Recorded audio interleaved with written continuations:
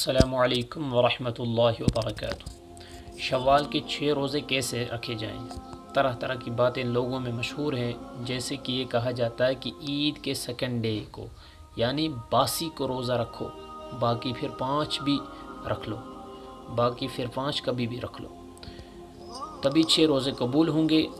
اگر تم نے باسی کو روزہ نہیں رکھا تو 6 روزے مانے نہیں جائیں گے۔ اسی طرح سے یہ بھی مشہور ہے کہ لگاتار 6 روزے رکھے جائیں، بیچ میں گیپ نہیں ہونا چاہیے۔ اور اسی طریقے سے بعض لوگ کہتے ہیں کہ مہینے کے آخر میں نہیں رکھ سکتے۔ تو طرح طرح کی غلط فہمیاں لوگوں کے بیچ میں پھیلی ہوئی ہے۔ میں آج آپ کو یہ چیز بتانے جا رہا ہوں کہ شوال کے 6 روزے کیسے رکھے جائیں۔ شوال یعنی عید کا مہینہ، یعنی آج عید کا دن ہے، تو اب جو اس کے بعد جو 29 دن ہے یہ پورا شوال کا مہینہ کہلاتا ہے۔ اور شوال کے پورے مہینے میں 6 روزے رکھنے کی بہت زیادہ فضیلت ہے، حدیث مبارکہ میں وارد ہوئی ہے۔ حضور صلی اللہ علیہ وسلم کا ارشاد ہے، من صام رمضان ثم اتبعہ ستا من شوال کان کصیام الدہر، جس نے رمضان کے روزے رکھے اور شوال کے 6 روزے رکھ لیے تو اس کو پورے سال روزہ رکھنے کا ثواب ملتا ہے۔ اتنا ثواب ہے ان 6 روزے رکھنے کا۔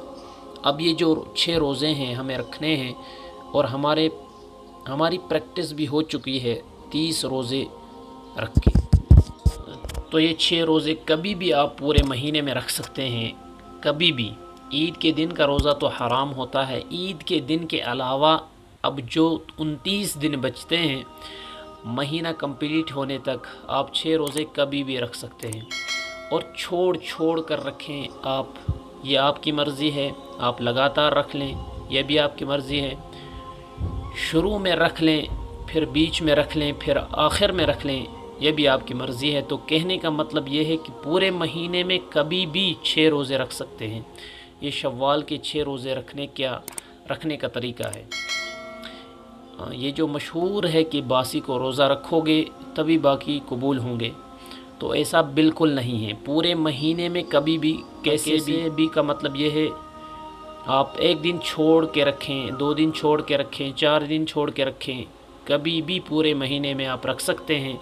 شروع میں رکھ لیں، بیچ میں رکھ لیں، ابھی 2 آپ نے رکھ لیے، 2 10 دن بعد رکھ لیں، 1 ابھی رکھ لیا، پھر 1 ہفتے بعد 1 رکھ لیں۔ آپ جیسے آپ کو آسانی ہو ویسے آپ 6 روزے شوال کے رکھ سکتے ہیں۔ امید کرتا ہوں کہ یہ مسئلہ کلیئر ہو گیا ہوگا۔ اب بات کرتے ہیں کہ جو خواتین جن کے روزے رمضان میں چھوٹ گئے، وہ مرد حضرات جن کے رمضان میں روزے چھوٹ گئے، تو ایسے لوگ جنہیں رمضان میں روزے چھوٹ گئے تو وہ اپنے چھوٹے ہوئے روزے کمپلیٹ کرے، وہ پھر یہ شوال کے روزے ابھی نہ رکھے۔ جن لوگوں نے روزے چھوڑ دیے وہ اپنے قضا روزوں کو کمپلیٹ کرے، اس کے بعد پھر یہ شوال کے 6 روزے رکھے، کیونکہ شوال کے یہ 6 روزے ہیں، یہ نفلی روزے ہیں۔ اگر یہ کوئی نہیں بھی رکھتا ہے تو اس پر کوئی گناہ نہیں، کوئی رکھے گا تو ثواب ہے، لیکن جو رمضان کے روزے ہیں یہ فرض ہے۔ اگر کوئی اس کو نہیں رکھتا تو وہ گنہگار ہوتا ہے۔ اس لیے آپ رمضان کے روزے اگر چھوٹے ہوئے ہیں تو ان کی پہلے قضا کریں، اس کے بعد نفلی عبادات کی طرف آپ توجہ کریں۔ تو امید کرتا ہوں کہ شوال میں روزے رکھنے کا طریقہ آپ کو سمجھ آ گیا ہوگا، اور بہت آسان ہے۔ اس لیے شوال کے روزے رکھنے کی مرد حضرات اور خواتین کوشش کریں، کیونکہ اجر بہت بڑا ہے۔ اللہ تعالیٰ سے دعا ہے کہ اللہ تعالیٰ ہم سب کو شوال کے 6 روزے رکھنے کی بھی توفیق عنایت فرمائے۔ السلام علیکم ورحمۃ اللہ۔